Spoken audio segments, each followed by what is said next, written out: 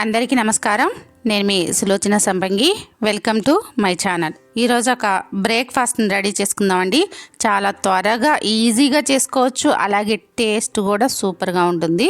చిన్నవాళ్ళ నుంచి పెద్దవాళ్ళ వరకు కూడా ప్రతి ఒక్కళ్ళు ఎంజాయ్ చేస్తారు. ఇది ఏంటి అంటే తాలింపన్నం. ఈ తాలింపన్నం ప్రిపేర్ చేయడానికి కావాల్సిన ఇంగ్రీడియంట్స్ ఎలా తయారు చేయాలి ఏంటో చూసేద్దాం.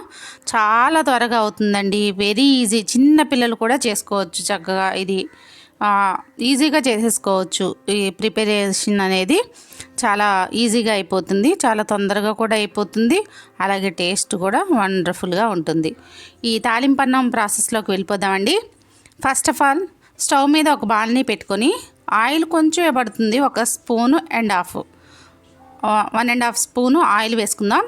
దీనిలో మినప్పప్పు, పొట్టు మినప్పప్పుని వేసుకుంటే చాలా బాగుంటుందండి. టేస్ట్ అనేది చాలా సూపర్గా ఉంటుంది.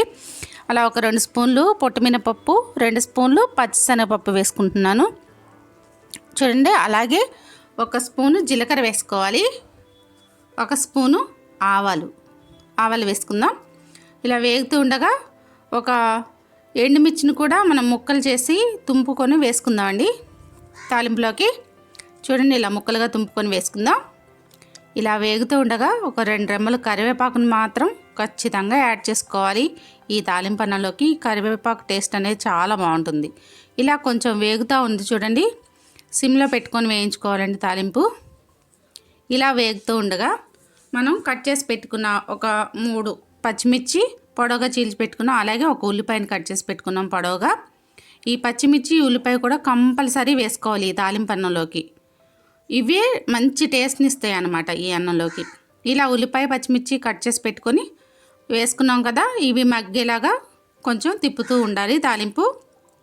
ఇలా కలిపిన తర్వాత తాలింపుని సాల్ట్ వేసుకోవాలండి. మనం ఎంతైతే అన్నం వేసుకుంటున్నామో అన్నానికి సరిపడంత సాల్ట్ వేసుకోవాలి. నేను 1.5 స్పూన్ వేస్తున్నాను ఇక్కడ సాల్ట్. ఇలా సాల్ట్ కూడా వేసుకొని ఒకసారి కలుపుకోవాలి. ఉల్లిపాయ మగ్గిందో లేదో చూసుకుంటూ ఉండాలండి.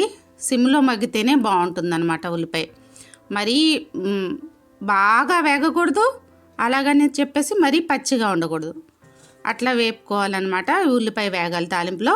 చూడండి, ఇట్లా మీకు వీడియోలో కనిపిస్తుంది కదా, ఇట్లా మంచిగా వేపుకోవాలన్నమాట. ఇట్లా పచ్చిగా ఉండకూడదు. ఇప్పుడు కరెక్ట్ అయిన కన్సిస్టెన్సీలో వేగింది ఉల్లిపాయ.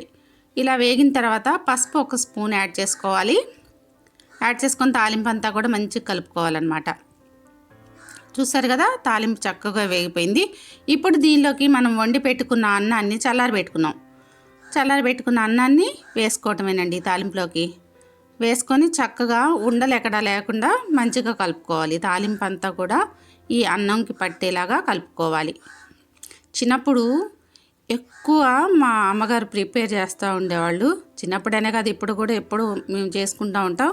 పులిహోర అది వేరు.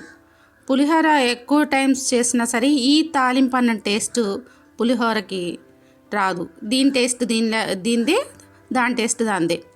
ఈ తాలింపు అన్నం మా పిల్లలు నిజంగా చాలా ఎంజాయ్ చేస్తారు.